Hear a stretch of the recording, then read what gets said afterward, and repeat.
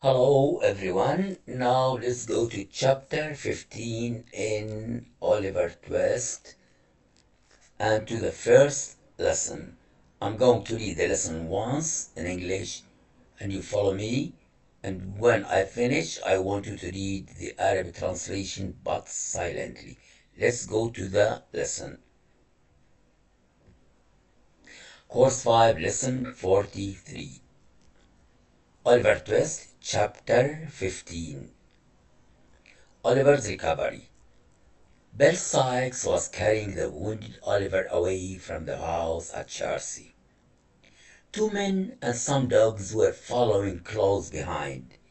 "It's all up, Bill!" cried Toby Crackit, gasping for want of breath. "Drop the kid and let's show them our heels." At this shrewd advice, Sikes laid the boy in a dry ditch and started to run. The two men and the dogs continued to chase after the robbers. 'Twas a very cold night, however, and the men were more than a little afraid. A short time later, they gave up and went back home. As dawn broke, the weather grew even colder.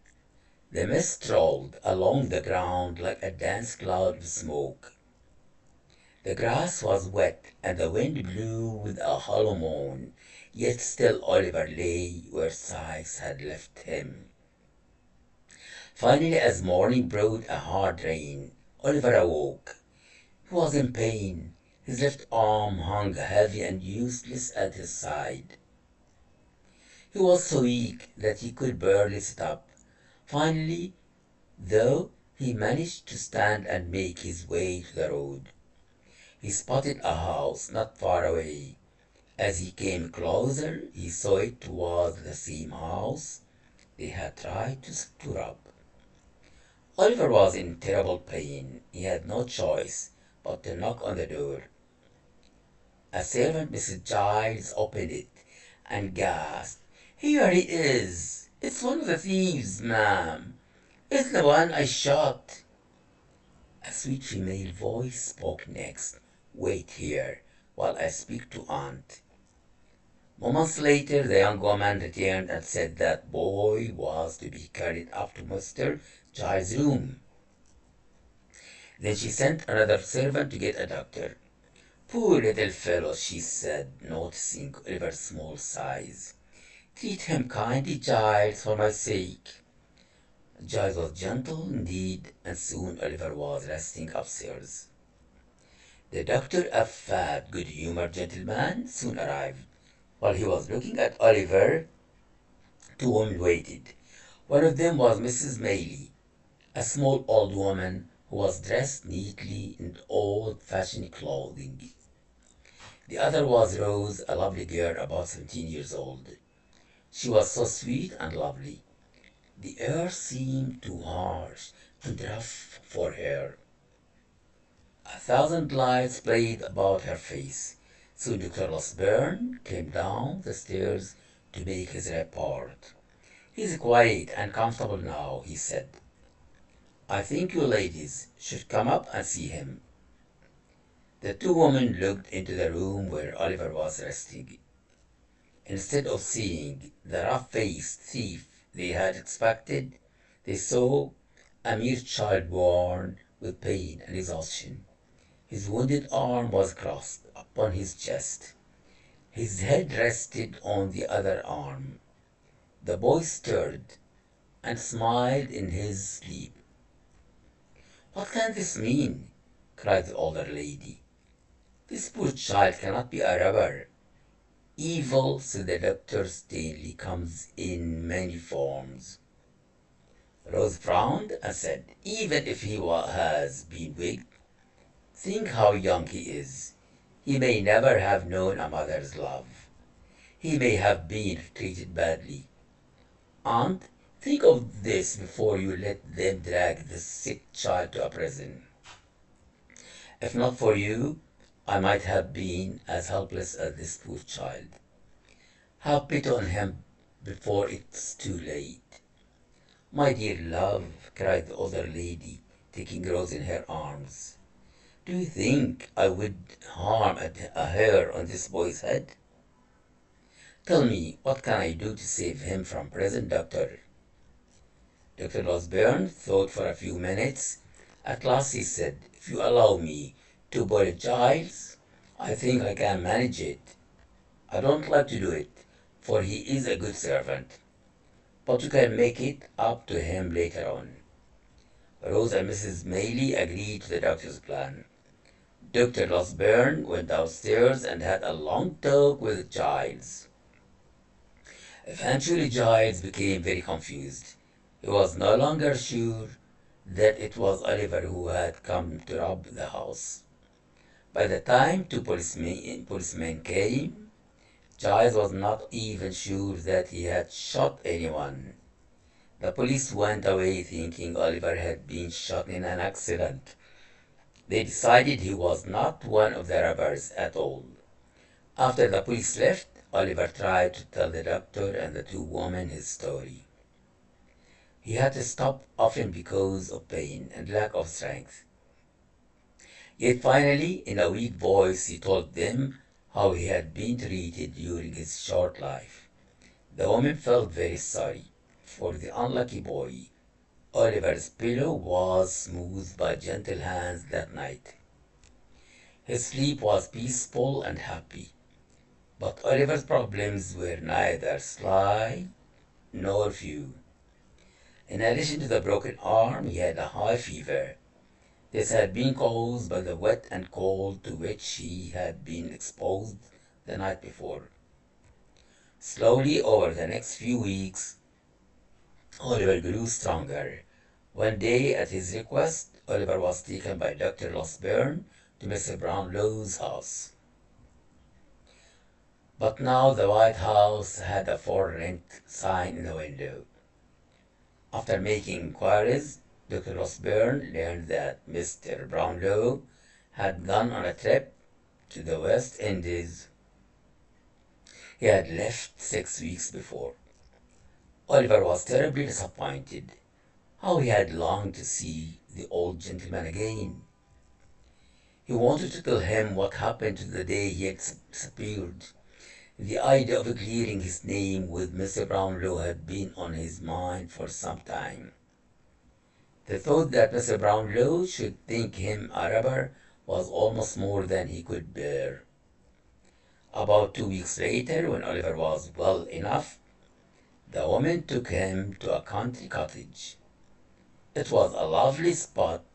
The little boy, whose days had been spent in crowded, dirty streets, seemed to come alive in this magical place.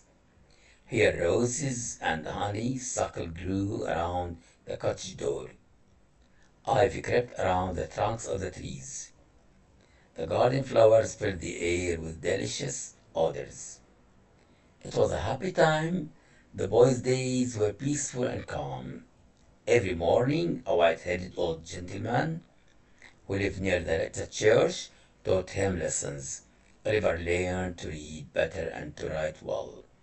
After his daily lessons, he would walk with Mrs. Maylie and Rose. The woman would talk to him of books, or Rose would read aloud for them. In the evening, the young lady would sit down to the piano and sing. On Sundays, they would visit the friendly, clean houses of the working people. At night, Oliver would read a chapter or would of the Bible aloud to Rose and Mrs. Maylie. In this way, 3 lovely, happy months went by. Oliver grew very close to the kind woman who had saved him and they to him. Now I want you to read silently the Arabic translation. Let's start. 1, 2, 3.